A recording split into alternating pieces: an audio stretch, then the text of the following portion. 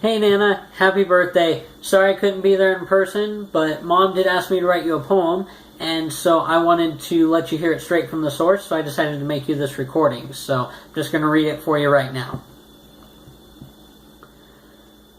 When asked to write a poem for this special day, I realized that I didn't know what to say.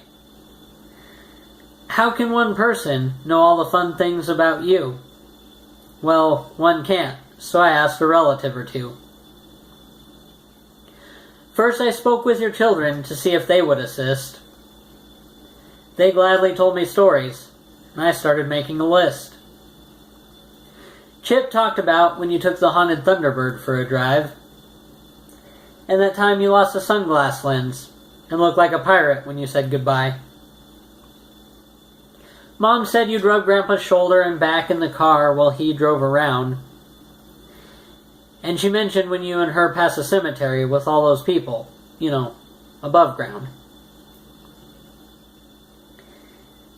Sherry said Grandpa once got sent into the drugstore to get some bubble gum, and Fred once told her to give you some mice, and well, that was fun. When I talked to Vicky, she said she needed to think for a minute, and then said what she really cherished was your last visit. I was given many stories of you full of fun times and teasing. Like apparently, Grandpa used to stick his finger in your ear for some reason. I enjoyed all the answers with some that were sweet and some candid. And then I decided to talk to your grandkids. With all of the cousins, my questions were different, it's true. I asked all of them what things remind them of you. Chris said he remembers you when he smells any products for hair, and anytime he happens to see a big hair-drying chair. JJ is reminded of coins for the arcade. He was also quite fond of the lasagna you made.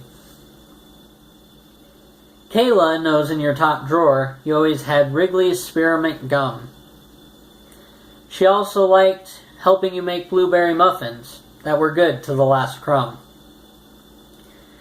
Jamie remembers having Polish kielbasa spaghetti at your house in Otis, and having coffee once she got older let you two get the closest.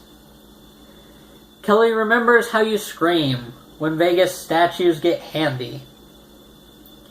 And she remembers you helping her make Christmas candy.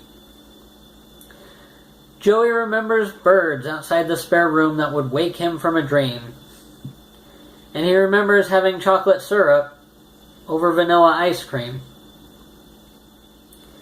To know what Caden remembers, I had Chip think long and hard. He said that he remembers Spike Tower from the North Platte train yard.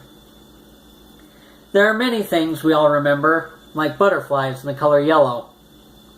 I, for one, remember my blanket that turns into a pillow. We all would always come visit with any chance we could take, and Joey and I would stay extra every year at spring break. Now it's time to conclude this poem, which is not easy to do.